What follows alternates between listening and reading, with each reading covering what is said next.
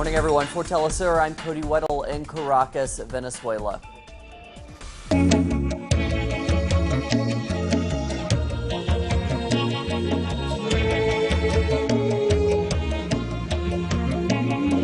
And we begin in Mexico. Protests in solidarity with the 43 disappeared Ayotzinapa students and their families continue. As each week passes without the return of the students, more and more citizens express their indignation, pointing to deeper systemic problems throughout the country. Here's our correspondent Clayton Kahn. Waiting for the first contingent to arrive of the third mega march in solidarity with the families of the disappeared Ayotzinapa students, one group of parents knows all too well the pain and loss of losing their child. They are not the only ones. There are 32,000 disappeared people, and I think all of them deserve to be made visible. While they may be here to support the cause of Ayotzinapa, this is not the first time that they have draped the images of their loved ones and, with pessimism, demanded responsibility from the authorities. After more than a month, we still don't know where the youth are. That means that during these past 2 years, they promised they would search for our disappeared. They never did. Now in the search for those youth, they are finding graves, some 20 graves filled with bodies, where there are surely a lot of people. The country is a mass grave. As the sun began to set, the march began to surge, with thousands more filling the streets, many carrying a similar sentiment beyond just that of Ayotzinapa. The main function of the government here in Mexico, and what the Constitution says, is the security of its population. And they are not doing that. The same military and police are killing our youth. This is another night without the 43 Ayotzinapa students, and another night of growing citizen outrage. Clayton Kahn, Telesur, Mexico City. Thanks to Clayton. As you saw there, protests over the 43 missing students also continued in Guerrero State on Wednesday in the port city of Acapulco. Students, teachers, and union members blocked the entrance to two main shopping centers in the city for over 6 hours to bring attention to the case. Demonstrators have also taken over 26 of Guerrero's 81 municipal government buildings and warned that they plan to set up popular governments throughout the state.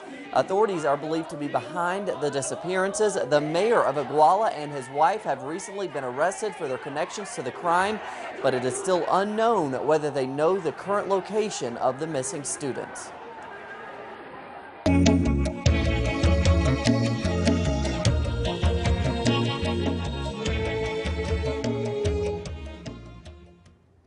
And we go to Colombia now, where police have arrested a man for the murder of Venezuelan lawyer and congressman for the ruling Socialist Party, Robert Serra. Officials detained Leiva Padilla Mendoza, also known as El Colombia, in Cartagena on Wednesday night. Serra and his partner, Maria Hernandez, were violently murdered in Serra's apartment in Caracas on October 1st. Venezuelan authorities recently unveiled plots to destabilize the country by right-wing opposition linked to paramilitaries in Colombia. And in Colombia, a new report has shed light on the depth of the influence of groups that have formed following the demobilization of paramilitaries. Here's our correspondent, Charles Parkinson. In a new report announced on November 4th, Colombia's Ombudsman's office highlighted the extensive geographical influence and activities of the country's illegal armed groups, known as BACRIMs. 27 regions, the president of these illegal armed groups have continued to terrorize the local population. With Colombia's two largest guerrilla organizations, the FARC and ELN, currently engaged in peace negotiations, fears have arisen that the most powerful of these BACRIMs are gearing up to fill the void left by guerrilla demobilization. It has happened many times in Colombia now. When one armed actor leaves an area, others occupy it and take over the illegal income that was in those parts of those regions. The BACRIMs emerged from the paramilitary organizations that terrorized Colombia for decades until an official demobilization in 2006. Like their predecessors, in many regions they continue to operate in collusion with corrupt authorities. The widespread presence, ongoing expansion and desperate need to dismantle these illegal armed groups serves as yet another reminder as to why Colombia needs 50 years of war with guerrilla insurgencies to come to an end. Charles Parkinson, Telesur in Bogota, Colombia. And thanks to Charles, we go to Peru now. As the Peruvian economy has stalled, public confidence in the government also continues to dip. Analysts have criticized government proposals to boost the economy. With more on their concerns, here's our correspondent, Rael Mora. A new survey shows that the number of Peruvians who believe their income is not enough to survive has increased from 33 to 39%. Everything is more expensive, but the problem is that everything increases except salaries. It is not enough for everyone at home. There are too many of us. The country's executive branch has responded by pushing for structural changes, such as making labor and environmental laws more flexible for businesses. However, at the annual Consortium of Economic and Social Investigations, critics of the government such as Oscar Dancourt are numerous.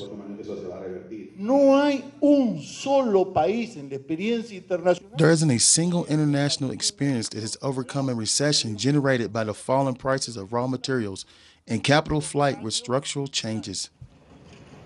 Dancourt concludes that the president is carrying out the wrong measures and instead it should increase public investment in these times of crisis. Reporting from Lima, Peru for Telesur, Rael Mora. And thanks to Rael, we go to the United States now, where hundreds of millions of people there will soon have new senators, governors, and congressmen following Tuesday's elections. In several states, recreational marijuana will be legalized. Our correspondent Alexandra Hall has more from Washington, D.C. 69% voted yes, 30% voted no on the midterm ballot. Known as Initiative 71, it allows individuals over the age of 21 to possess up to 2 ounces of marijuana and grow up to 6 plants in the privacy of their own home. For drug reform activists, it's a long-awaited victory. There has been a punitive approach to drug policy where the tendency has been to incarcerate people who use drugs rather than look at drugs as a human rights and medical issue. A 2013 ACLU study found that although white and black communities consume marijuana at more or less equal rates, African Americans are 8 times more likely to be arrested for possession. Only a year later, the idea of legal weed is easy for some and difficult for others. I honestly don't think it's any worse than liquor or cigarettes. And the kids are already half crazy now. You're just making the situation more worse. I don't think it's a big issue. I think it's a bigger issue not to legalize it. The D.C. City Council now plans to propose a follow-up bill that would allow marijuana to be sold and taxed in the district. Before becoming law, both measures will have to undergo a 60-day congressional review period during which Congress could issue a veto, but not without approval from President Obama. Reporting from Washington, I'm Alexandra Hall for Telesur. And thanks to Alexander, only one day after his party lost control of Congress, President Barack Obama again said he will move forward with executive action on immigration before the end of the year. He adds that it is not too late for Republicans to work with him on reform to fix the country's broken immigration system. Now, in the past, Republicans have blocked immigration reform, forcing Obama to use his executive power. Before the end of the year, we're going to take whatever lawful actions that I can take that I believe will improve the functioning of our immigration system, that will allow us to surge additional resources to the border, where I think the vast majority of Americans have the deepest concern. Ending on a sports note, 4-time Golden Football winner and Barcelona's star striker Lionel Messi is making headlines again.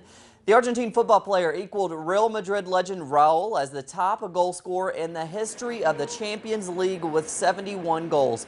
It comes after Messi scored both goals in Barcelona's 2-0 win against Ajax on Wednesday.